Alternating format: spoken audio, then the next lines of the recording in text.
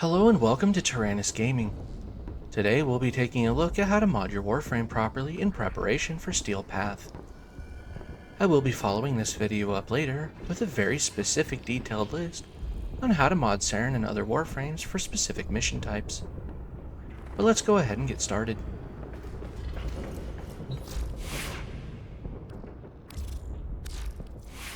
This is our beginner build.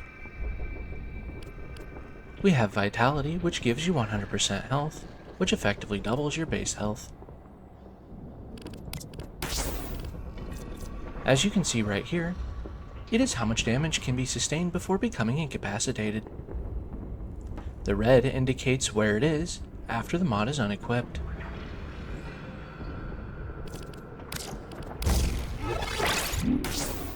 Steel Fiber happens to be 240 before we add it, and it reduces damage to health by 44.4% without the mod. Once we equip the mod, you'll notice that we have 480 armor, which reduces damage to health by 61.5% now.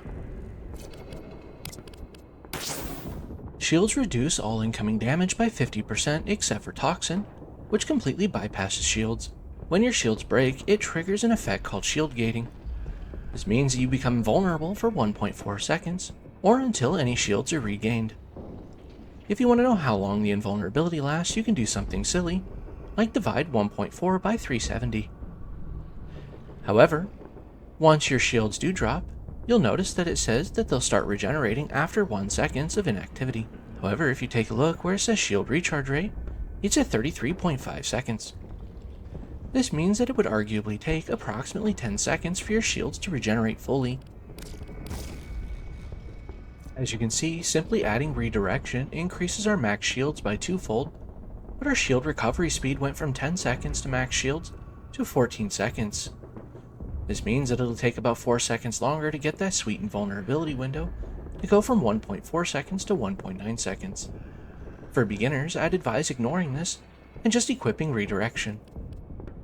By now, I'm certain you want to simply see how many seconds it takes to die with the current build. However, I'm going to tell you that this build is for beginners, and by the time you reach Cetus on Earth, you will not face above level 30 enemies, so long as you don't do any endurance runs on an endless mission, which we'll cover very shortly here.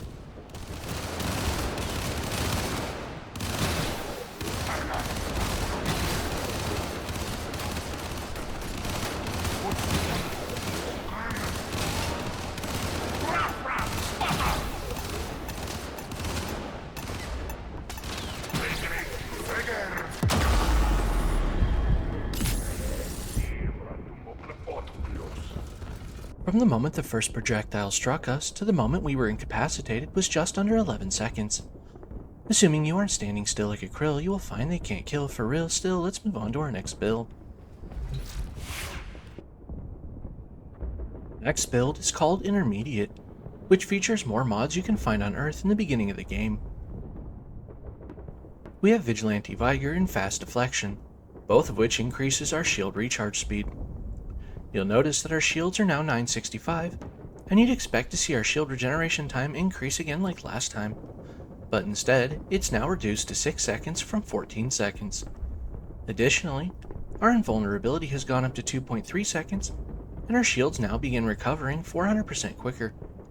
Overall, our survival rate increased dramatically, especially if the enemies are still at level 30. We are also going to utilize Augur Accord for that sweet shield capacity, Augur Reach for more ability range, and Augur Message for more ability duration. While these effects are nice to have on all Warframes, we're actually going for their set effect. The set effect increases when armor pieces, or in this case, mods, are used together. Our set effect here is, when we cast a spell, the mana used is converted directly into shields. But in Warframe terms, if we use 50 energy, it's converted into 120 shields, hence the 120% effect on our set mods. Unlike restoring overshields, this effect can repeatedly trigger our shield gating mechanism and thus make us immortal, so long as we have energy and a disposable spell to use, such as Saren's Molt or Excalibur's Radial Blind.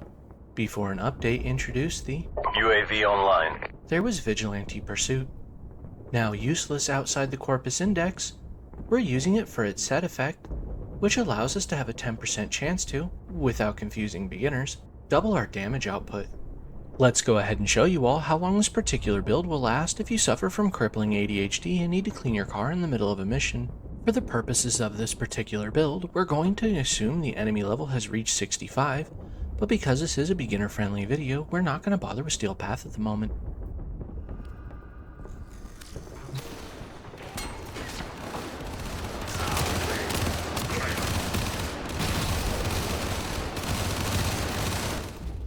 A 7-second survival rate against enemies that have doubled in level isn't glorious, but it's still progress.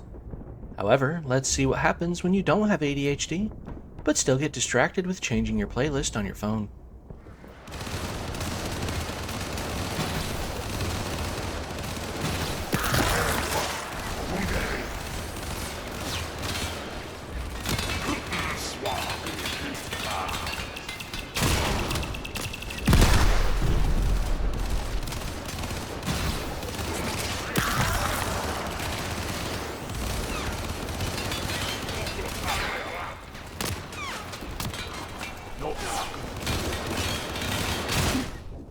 Here it is, my favorite song.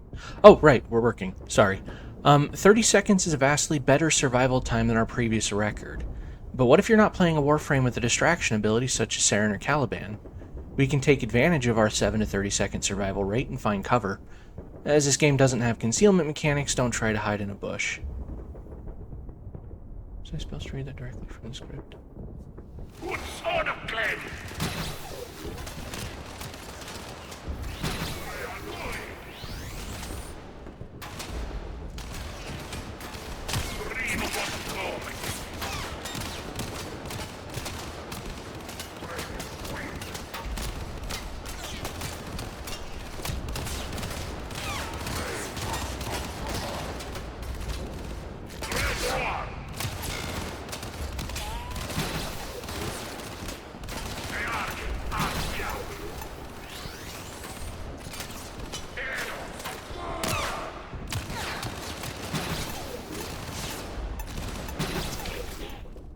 As you can see, simply moving around and taking cover in an active firefight, while not getting distracted, can increase your survival rate from 7 seconds to 1 minute 5 seconds, with even the most basic of builds.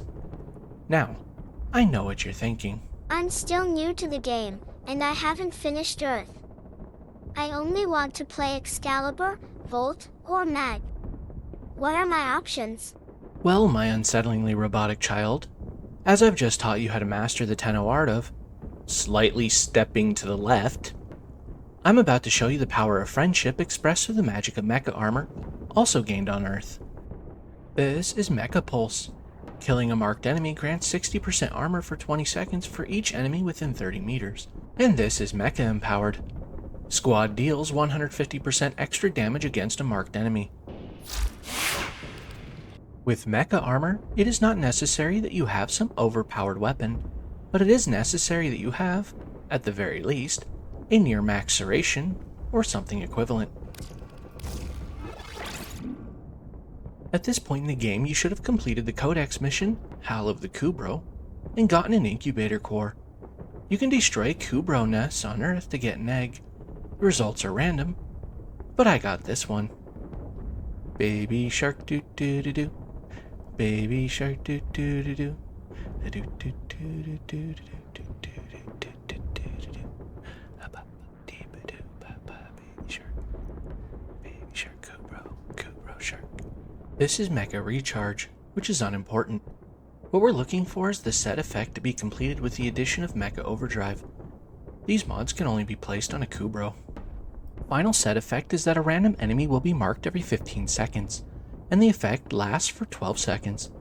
Regardless of who kills the marked target, their status effects will be applied to all enemies within a 30-meter radius. For those of you that only know freedom units, that's approximately 180 feet, 64 yards, or the average length of a McDonald's restaurant.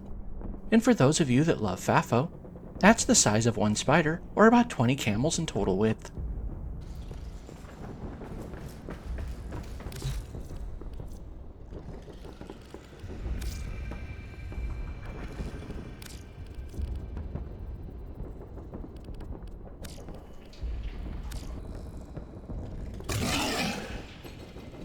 Now let's go ahead and look for the marked target.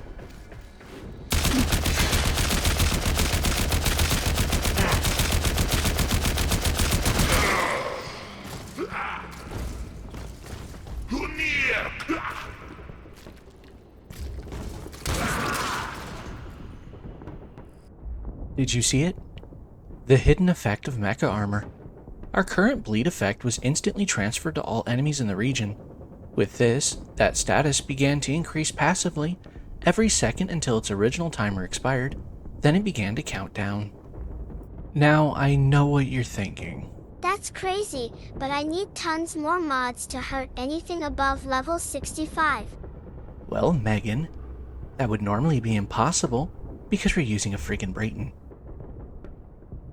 Let's see what we can do.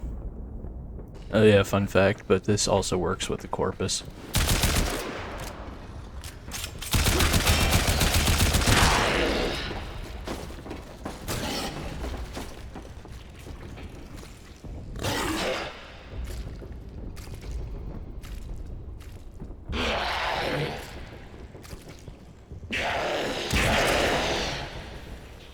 Equipping Heat, Electric, or Toxin can drastically increase your potential damage output with mecha armor. This strategy is potent but relies on status duration, and your ability to kill at least one target at a very high rate of speed. No need to use AoE when all your weapons will have AoE built in, thanks to this build. And yes, procs inflicted by Volt and Ember will also trigger mecha armor.